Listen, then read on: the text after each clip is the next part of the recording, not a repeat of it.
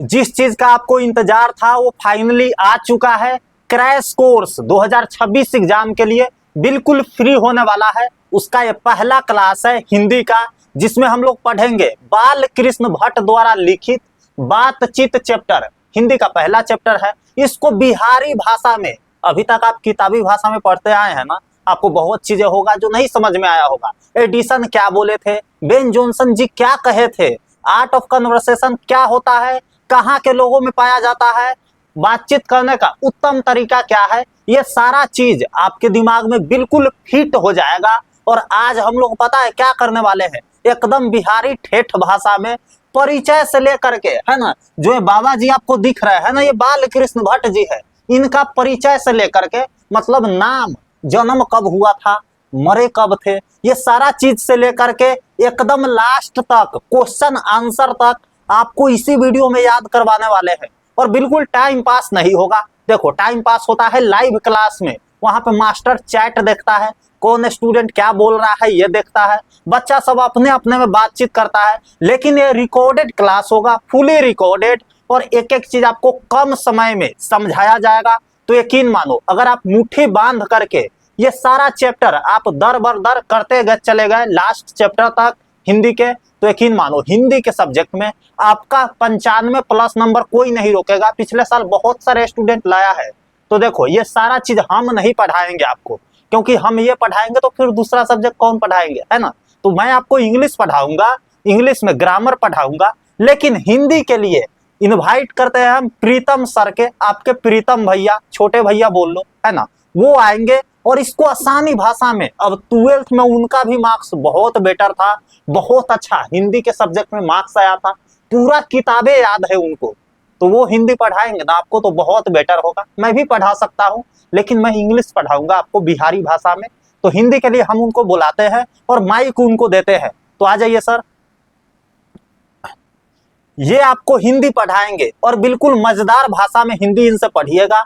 एक एक चीज आपको नहीं याद हुआ ना, तो कमेंट में जो मन आएगा लिख दिया, ठीक बा। तो चलिए ना, इनके साथ हिंदी पढ़िए आप, माइक देते हैं इनको, और शुरू से लेकर के अंत तक सारा दिमाग में फिट हो जाएगा, कोई दिक्कत नहीं आएगी आपको। तो हेलो मेरे प्यारे चैंपियन, हम आपके प्रीतम भैया, और इस वीडियो में हम आपको क्रैश कोर्स का सबसे पहला वीडियो है। और इस वीडियो को देखने के बाद आपको बातचीत चैप्टर, यानी इस चैप्टर को, इस निबंध को कहीं पर भी देखने की जरूरत नहीं होगी। और हम जानते हैं कि अब आपके एग्जाम के बहुत कम समय है, यानी एग्जाम के नजदीक आ चुके हैं, और अभी से सोच रहे हैं कि क्रैश कोर्स कर ले, जिसमें आपको पूरी तरीके से एक सिलेबस खत्म हो जाए। तो जी बिल्कुल सही तरीके से हम आपको हर एक चीज कंप्लीट कराएंगे। और एक चीज और, यह जो होने वाली है वीडियो, यानी जो क्रैश कोर्स होने वाली है, एकदम फ्री ऑफ कोर्स होने वाली है। मतलब इसका कोई भी आपको चार्ज देने की जरूरत नहीं होगी, न 91 रुपया, न 99 रुपया, न 999 रुपया, मतलब बिल्कुल ये फ्री होगी। और इस लाइव सेशन को इतना, मतलब इस क्रैश कोर्स को इतना बेहतर तरीके से हम आपको पढ़ाएंगे ना, कि भाई साहब आपको बुक उठाने की जरूरत नहीं होगी। और इससे पहले आई नो डैट कि आप बातचीत चैप्टर को बहुत जगह पढ़े होंगे, किताब में पढ़े होंगे, टीचर से पढ़े होंगे, लेकिन इस लाइव सेशन को हम बिहारी ट्रिक से सब कुछ कंप्लीट कराएंगे। इससे पहले मैंने बहुत सारे स्टूडेंट को गाइड कर चुके हैं, और इस लाइव जो है ना, इस क्रैश कोर्स को हम लोग लगातार करते चलेंगे, ठीक है, कोई भी डाउट आपको नहीं होगी। तो सर चलिए सबसे पहले जानते हैं कि आखिर बातचीत चैप्टर को लिखे कौन है, बातचीत चैप्टर क्या है, इसमें से कौन कौन सा प्रश्न उत्तर आते हैं, सारांश क्या है, लेखक परिचय क्या है, इन्होंने क्या क्या लिखे, टोटल चीज जानेंगे, ठीक है। चलिए, तो बातचीत चैप्टर का लेखक की बात किया जाए, मतलब इसका लिखे कौन है, मतलब अपने भाषा में बात किया जाए ना, तो एक लिखले कौन है, तो इसको लिखे कौन है, तो है बाल कृष्ण भट्ट जी। तो एग्जाम में अगर पूछे जाए कि बातचीत चैप्टर जो निबंध है उसको लिखे कौन है, तो आपको याद रखना है कौन, तो बाल कृष्ण भट्ट जी। लेकिन भैया बातचीत चैप्टर है क्या, यानी कहानी है, आलोचना है, एकांकी है, क्या है, तो यह जो है ना, एक क्या है, तो निबंध है, ठीक है। तो आपको याद रखना है बातचीत चैप्टर क्या हो जाएंगे, एक निबंध हो जाएंगे, समझे। तो इस चीज को हमेशा याद रखिएगा। अगर बात की जाए, ये बाल कृष्ण भट्ट जी है, ठीक है, इनका जन्म कब हुआ है, इनका जन्म कब हुआ है, तो इनका जन्म हुआ है 23 जून 1844 ईस्वी के, जो कि आपके एग्जाम में बार बार पूछे जाते हैं। लेकिन भैया ट्रिक बता दीजिए ना, आप तो बताएं बिहारी ट्रिक से आपको पढ़ाएंगे, लेकिन एक ट्रिक तो बताए नहीं। तो चलिए ट्रिक को आपको जानते हैं। जब हम लोग बाल अवस्था में रहते हैं, क्या बाल कृष्ण भट्ट यानी बाल अवस्था में रहते हैं, तो हम लोग क्या करते हैं, चाय चाय नहीं करते हैं, चाय चाय जैसे क्या होता है ना, बकरी के बच्चा बोलता है या फिर चिड़िया लोग बोलता है चाय चाय, वैसे हम लोग चाय चाय बोलते हैं। चाय चाय से आपको 44 याद आ जाएंगे। तो जब भी आप देखिएगा ना लास्ट में 44, तो आपको याद आ जाएगा कि क्या, चाय चाय। और 4 जोड़ के कितना होता है, 8 होता है। तो 8 से आपको क्या याद आ जाएगा, 18 याद आ जाएगा। ठीक है, तो बस 2 लॉजिक से आप याद कर सकते हैं इनका जन्म। चलिए निधन की बात की जाए, निधन मतलब क्या होते हैं, मृत्यु होते हैं। इनको मृत्यु कब हुआ है, तो इनका मृत्यु हुआ है 1914 ईस्वी में। क्या, 1914 ईस्वी में इनका मृत्यु हुआ है। देखिए आप लास्ट वाला डेट याद रखिएगा, शुरू वाला उतना इंपॉर्टेंट नहीं होता है, समझे। चलिए आगे बात किया जाए, इनका निवास स्थान मतलब ये रहते कहां पर थे, ये बताइए ना जी। तो ये रहते थे कहां पे, इलाहाबाद, प्रयागराज, उत्तर प्रदेश में। मतलब जो इलाहाबाद है ना, वो प्रयागराज में पड़ता है, और प्रयागराज कहां पड़ता है, उत्तर प्रदेश में पड़ता है। जैसे बात की जाए प्रीतम भैया आप कहां रहते हैं, तो हम बोलेंगे पटना में रहते हैं, दानापुर में। ठीक है, तो दानापुर पटना कहां पे, बिहार हो जाएंगे। तो ऐसे करके हो जाएंगे ना। चलिए आगे कहते हैं माता जी का नाम, माता जी का नाम क्या हो जाएंगे, पार्वती देवी हो जाएंगे। क्या हो जाएंगे, पार्वती देवी हो जाएंगे माता जी का नाम। और पिताजी के नाम क्या हो जाएंगे, तो बेनी प्रसाद भट्ट जी। तो एग्जाम में जब पूछे जाएंगे ना कि बाल कृष्ण भट्ट जी के पिताजी के नाम क्या हो जाएंगे, तो आपको याद रखना है क्या, बेनी प्रसाद भट्ट जी। क्या हो जाएंगे, बेनी प्रसाद भट्ट जी। और इनके पिताजी क्या थे, इनके पापा क्या थे, तो एक व्यापारी थे। व्यापारी मतलब क्या होता है, जो किसी चीज को खरीद बिक्री करता है। नहीं देखते गांव में कोई भी सामान को, अनाज को खरीदता है, बेचता है, तो इसी तरीके से व्यापारी बहुत प्रकार के होते हैं, तो व्यापारी हो जाएंगे। ठीक है, चलिए आगे जानते हैं कि बालकृष्ण भट्ट जी जो है ना किस काल के कवि है। तो देखिए जब 1947 के बाद क्या हुआ था, भारत जो है ना आजाद हो चुका था। क्या हो चुका था, आजाद हो चुका था, ये सबको पता है। तो यानी कि ये जो है ना 1947 के बाद क्या किए, कविता लिखना शुरू किए थे। तो ये हो जाएंगे आधुनिक काल के कवि। इनका जन्म हुआ था 1844 में, लेकिन कविता लिखना कब से किए थे शुरू, तो आधुनिक काल से किए थे। इसलिए हम लोग क्या बोलेंगे, आधुनिक काल के कवि बोलेंगे। और भारतेंदु युग के भी बोलेंगे, क्योंकि 1947 के बाद क्या आ गया था, भारत युग आया था, यानी कि भारत की युग आ गया था, इसलिए हम लोग बोलेंगे भारतेंदु युग के। ठीक है, क्या क्या, एक प्रमुख साहित्यकार थे, मतलब एक प्रमुख लेखक बोल सकते हैं। आगे जानते हैं उपन्यास मतलब इन्होंने क्या क्या रचना की है। अब आप बात बताइए ना, अगर आपके जीवनी के बारे में पूछा जाए तो आपके सिर्फ रहने खाने और पापा मम्मी के नाम जानेंगे, ये भी तो जानेंगे ना कि आप करते क्या है। ठीक है, तो इसलिए हम लोग जानते हैं उपन्यास। उपन्यास में आ जाएंगे इनका क्या क्या,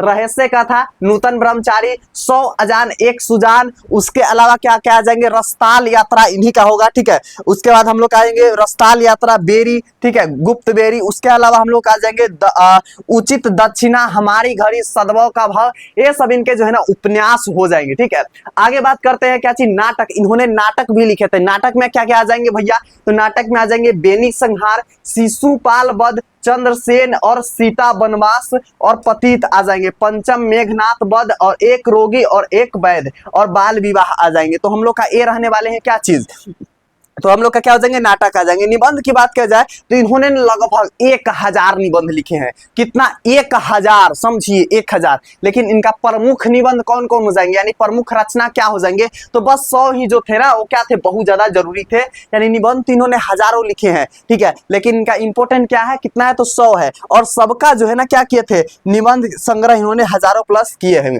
ठीक है, चलिए अब चलते हैं हम लोग पाठ के सारांश की तरफ। ये लेखक परिचय है, और लेखक परिचय से जो है ना आपके एग्जाम में भर भर के ऑब्जेक्टिव क्वेश्चन पूछे जाते हैं। ठीक है, मजा आया ना लेखक परिचय पढ़ के। चलिए हम लोग चलते हैं पाठ की तरफ। पाठ की तरफ बढ़ने से पहले बात करते हैं कि देखिए यह जो सीरीज है ना, मात्र 24 दिन के अंदर, ठीक है, आपको टोटल 24 चैप्टर, जितना भी चैप्टर है ना, सारा कंप्लीट करा देंगे। चाहे आपके गद्य खंड के हो, चाहे आपके पद खंड के हो, टोटल कंप्लीट कराने वाले हैं। और हिंदी ही नहीं बल्कि आपको हिस्ट्री और फिजिक्स भी हम पढ़ा देंगे।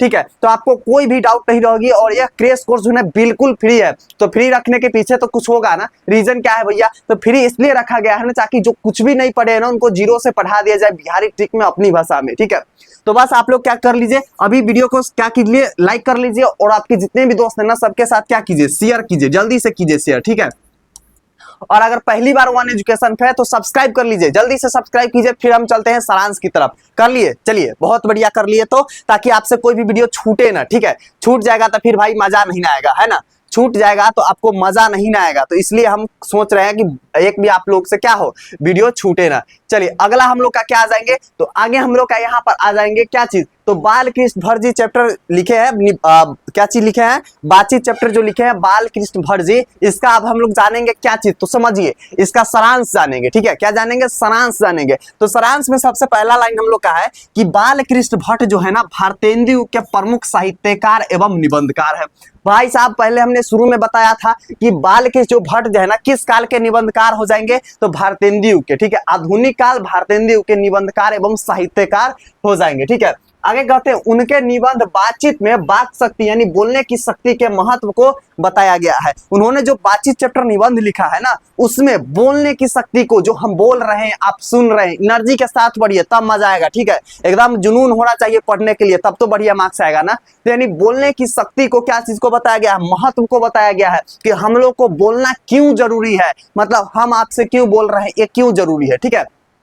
आगे जानते हैं लेखक के अनुसार वाक शक्ति ईश्वर का वरदान है, यदि मनुष्य में यह शक्ति नहीं होती तो जीवन की कल्पना भी क्या होता, कठिन होता। कहते हैं कि अगर बोलने की शक्ति एक मनुष्य के अंदर नहीं होती, मतलब अगर मेरे अंदर बोलने की शक्ति नहीं होती तो आप कैसे सुन पाते कि प्रीतम भैया क्या बोल रहे हैं, बहरा बन के सुन पाते, ऐसे करके कुछ सुनाई नहीं देता। आप तो एक बार महसूस करके देखिए, कानवा बंद कर लीजिए, ठीक है, उसके बाद महसूस करके देखिए प्रीतम भैया क्या बोल रहे हैं, मजे में नहीं आएगा, है ना। तो ये चीजें होती है कि अगर एक मनुष्य के अंदर बोलने की शक्ति नहीं होती तो पूरा जमाना जो है ना, पूरा सृष्टि क्या होता, गूंगा सा प्रतीत होता, मतलब कुछ भी सुनाई नहीं देता, एकदम जो है ना सुना सुना सा, एकदम क्या होते मातम छाया हुआ पृथ्वी पर लगता है ना।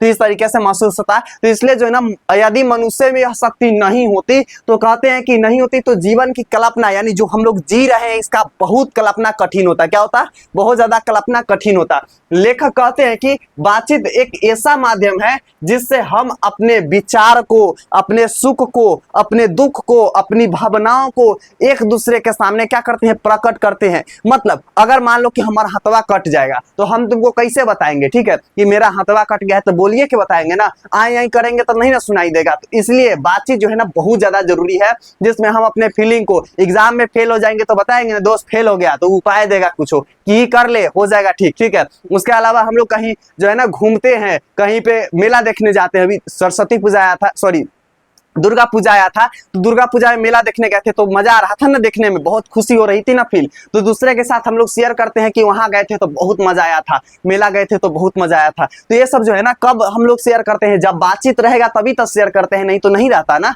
हाँ, तो इसलिए यानी दुख भावनाओं एक दूसरे के साथ क्या करते हैं, साझा करते हैं, शेयर करते हैं। तो इस वीडियो के आपके जितने भी दोस्त हैं ना सबके साथ शेयर कर दो, जैसे बातचीत शेयर करते हैं ना वैसे ही वीडियो को शेयर करो, तब आगे ना मजा आएगा, उसने कहा था चैप्टर में, है ना।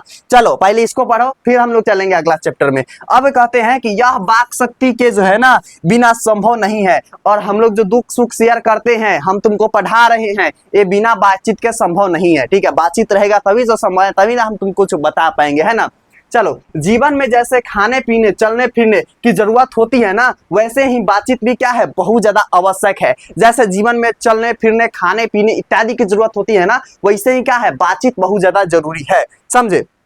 कहते हैं कि बातचीत से मन का भार हल्का होता है और क्या हो जाता है, यहाँ पर समझो, चित्त शुद्ध रहता है।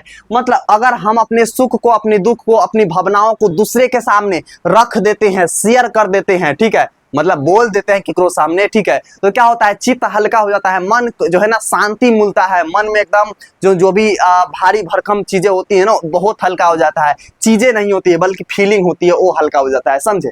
चलो आगे कहते हैं कि बेन जॉनसन, देखो इस कहानी में जो है ना, कहानी नहीं है, ये निबंध है, लेकिन हम तुमको कहानी की तरह पढ़ाएंगे ताकि तुम्हारा जो है ना डायरेक्ट माथा में, दिमाग में घुसे, ठीक है, भूसा जो है ना वो निकल जाए, और उसमें क्या हो जाए, वो निकल जाए भूसा, और तुम्हारे माइंड में जो है ना पढ़ाई घुस जाए, ताकि एग्जाम में तुम जाकर लिख सको, है ना। अभी कुछ पढ़ाई घुसा लो। तो क्या कहते हैं, इसमें दो व्यक्ति है, एक है बेन जॉनसन जी और दूसरा है एडिसन जी। तो भाई बेन जॉनसन जी क्या कहते हैं और एडिसन जी क्या कहते हैं, इस चीज को आप समझो। तो बेन जॉनसन जी क्या कहते हैं कि बोलने से ही मनुष्य रूप का क्या होता है, व्यक्तित्व का पता चलता है। अब एक बात बताइए, हम कैसा है तुमको पता है, नहीं ना पता है। अगर जब तक हम बोलेंगे नहीं, तुमको कैसे पता चलेगा कि जो है ना प्रीतम भैया बहुत ज्यादा गुस्सैल है या गाली वाली तो नहीं देते हैं। तो ये जो है ना कब होता है, जब मनुष्य बोलता है। यानी जो बेन जॉनसन जी है ना वो कहते हैं कि अगर मनुष्य नहीं बोल रहा है तो ये मत समझो कि वो शुद्धा है और बहुत शांत आदमी है, वो बहुत ज्यादा क्या हो सकता है, बदमाश भी हो सकता है। तो इसलिए जो है ना बोलने से ही मनुष्य रूप का क्या होता है, साक्षात्कार होता है, असली रूप का पता चलता है, ठीक है।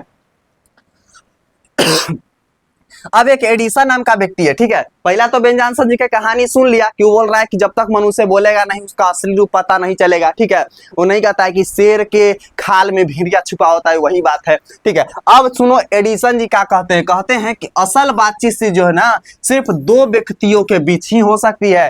कहते हैं एडिसन जी की जो असली बातचीत होता है ना, असली बातचीत सिर्फ दो व्यक्तियों के बीच हो सकती है। ऐसा नहीं कि 50 व्यक्ति आ जाए बातचीत कर रहा है भाई एकदम मजा, नहीं, वो असली बातचीत नहीं है, वो एकदम गप सरक्का वाला बातचीत है। असली बातचीत जो है ना सिर्फ दो व्यक्तियों के बीच हो सकती है, ठीक है। जिसमें मनुष्य अपना दिल खोलकर जो है ना बात करता है, जिसमें जो है ना मनुष्य अपना पूरा जो है ना दिल खोलकर बात करते हैं, जो मन में आए बक देता है, ठीक है, वो ऐसा वाला बातचीत करते हैं। आगे कहते हैं कि लेखक बताते हैं कि यूरोप के लोगों में बात करने का जो हुनर है ना वो क्या है, आर्ट ऑफ कन्वर्सेशन में माहिर है। देखो जैसे हम लोग पटना में रहते हैं तो यहाँ मगही बोला जाता है, ऐसे ही आप जहाँ रहते हो ना वहाँ के लैंग्वेज लोकल बोला जाता है, ठीक है।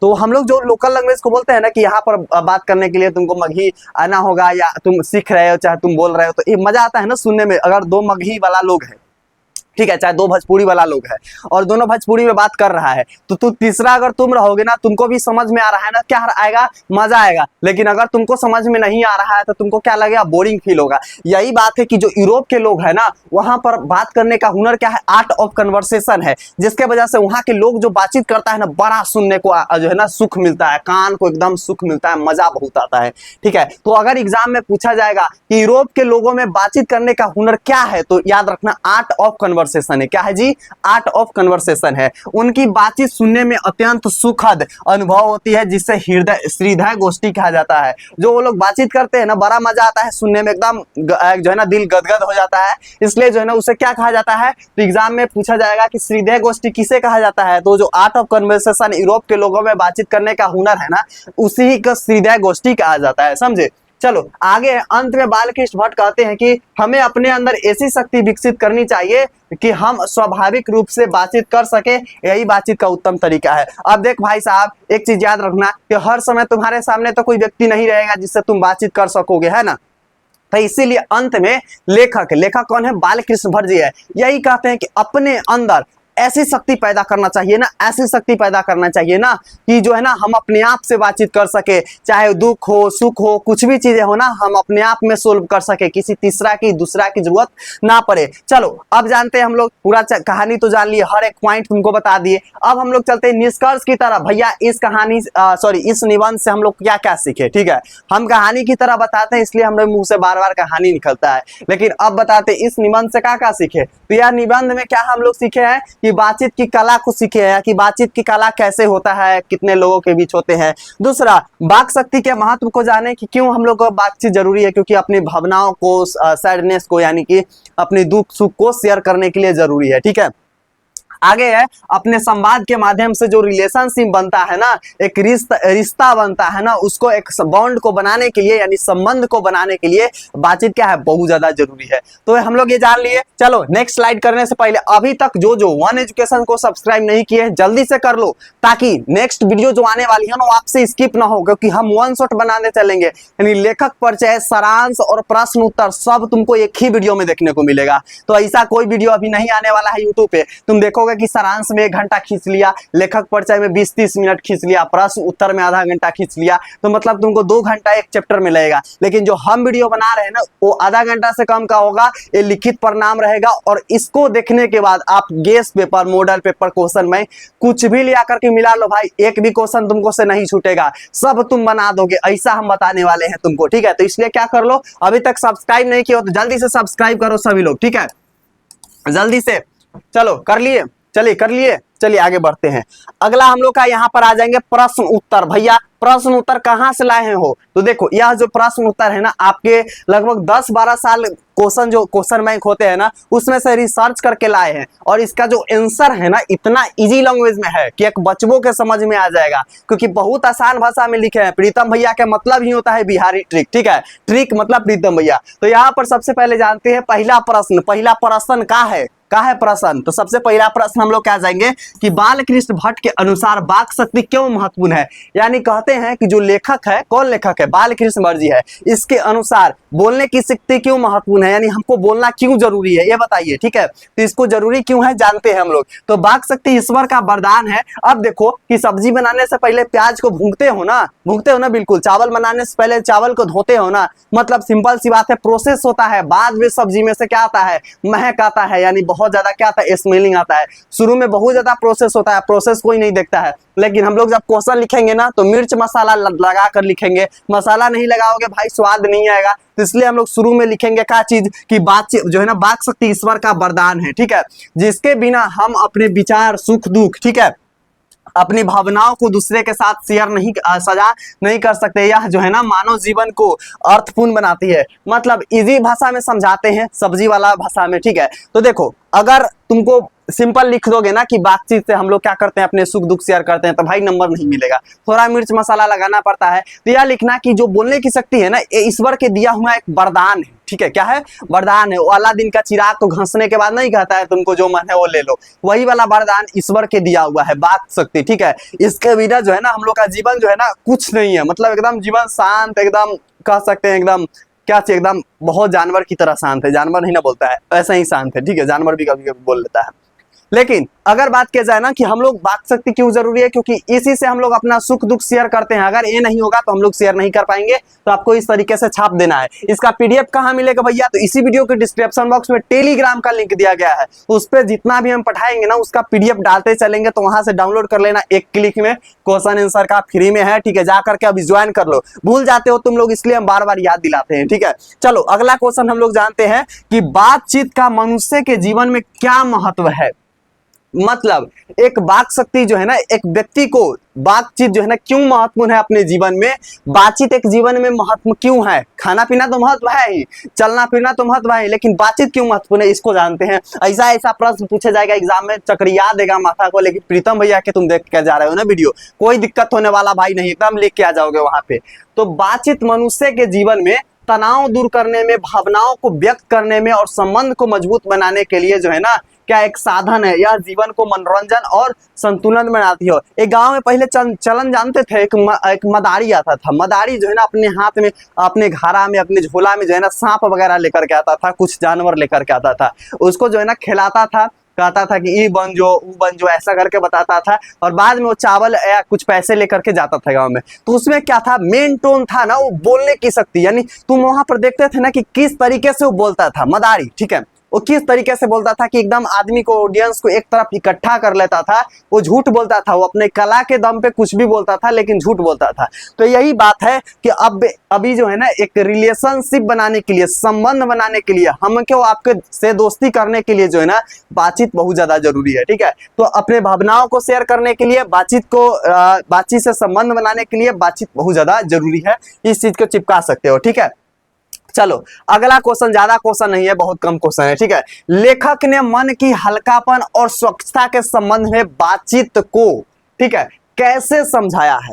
मतलब क्वेश्चन को समझो, पहले क्वेश्चन समझोगे तब आंसर लिखोगे एकदम मजा से। ठीक है, तो कहते हैं कि जो कहते हैं यहाँ पर लेखक क्या कहते हैं, कहते हैं कि लेखक ने कहा है कि अगर बातचीत करते हैं तो मन हल्का हो जाता है, स्वच्छ हो जाता है। तो इसको कैसे समझाया है लेखक, ये बताइए हमको। तो चलिए बिहारी ट्रिक से जानते हैं। तो इसको हम लोग कैसे बोलेंगे, लिखेंगे भले। तो यहाँ पर कहेंगे कि लेखक के अनुसार बातचीत के माध्यम से जो मानसिक दबाव या उलझन होती है ना वह बाहर निकल जाती है, जिससे चित्त हल्का और स्वच्छ हो जाता है। कहते हैं कि माइंड में किसी चीज को प्रेशर रहता है, किसी चीज का टेंशन रहता है, तो अगर हम लोग किसी से बातचीत करते हैं ना तो वह टेंशन दूर हो जाता है। इसी प्रकार से जो है ना स्वच्छ और क्या होता है, हल्का हो जाता है मन। इसी संदर्भ में जो है ना इस यानी कि स्वच्छता और क्या चीज को दर्शाया है, तो स्वच्छता और हल्कापन को दर्शाया है। बस इजी वे से लिख देंगे, कोई दिक्कत वाली बात नहीं भाई, एकदम इजी लैंग्वेज में दो लाइन के आंसर चिपकाए हैं और 2 नंबर तुमको 100% मिलेगा, क्योंकि इसमें पॉइंट है। पॉइंट कहाँ कहाँ है भैया, तो देखो सबसे पहले हम मानसिक लिखे, ये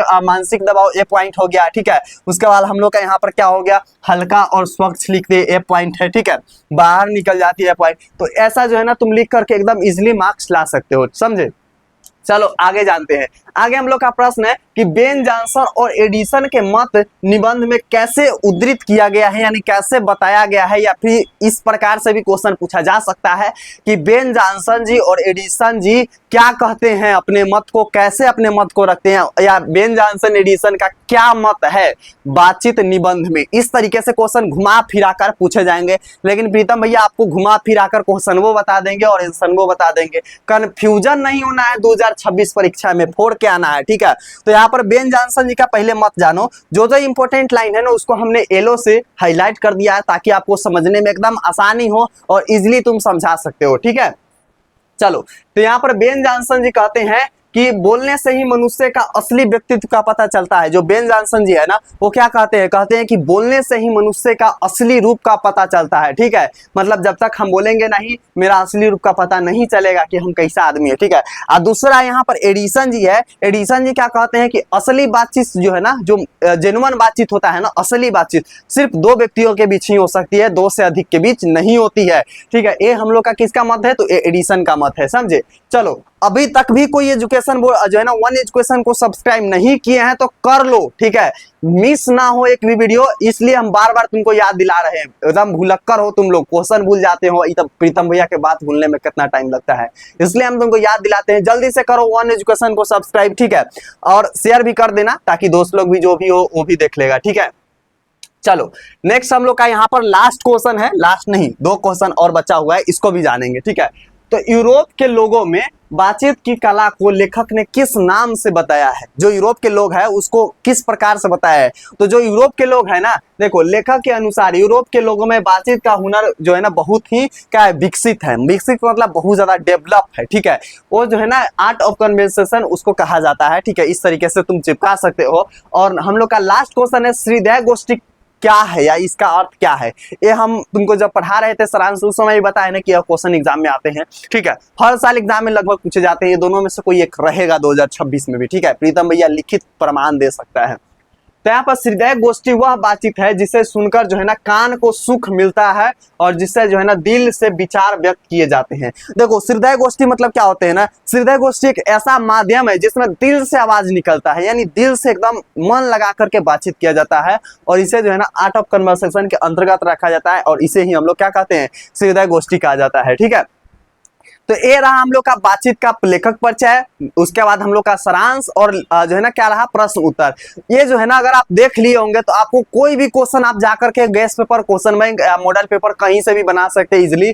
इसी तरीके से आपको टोटल 26 चैप्टर जो हम लोग का 12th क्लास में है ना टोटल समाप्त करा देंगे। कोई भी क्वेश्चन आपसे नहीं बचेगा और आप जो है ना हर एक क्वेश्चन को बना करके आइएगा और 100 में 100 नंबर आपका एग्जाम में रखा रहेगा, ठीक है। तो अभी तक सब्सक्राइब नहीं किए हैं तो एक बार और याद कराएंगे कि आप लोग सब्सक्राइब कर लो वन एजुकेशन को, क्योंकि नेक्स्ट उसने कहा था कि वीडियो आएगा तो आपसे मिस नहीं हो। मिस मतलब छूटे ना, ठीक है। नोटिफिकेशन आपको आएगा। और इसी तरीके से आपको दीपक भैया जो है ना आपको इंग्लिश कंप्लीट करा देंगे, कोई भी आपको डाउट नहीं रहेगा। और यह क्रैश कोर्स बिल्कुल भी फ्री है, जाकर अपने दोस्तों के बता दो, हल्ला बोल दो ये फ्री में ला दिए हैं दीपक भैया। अब जो है फ्री में हम 200 मार्क्स हिंदी और इंग्लिश में उठाएंगे, ठीक है। मिलते हैं अगला वीडियो, यानी उसने कहा था हमें। तब तक शेयर कर दो, तब तक ये love you and bye bye champion.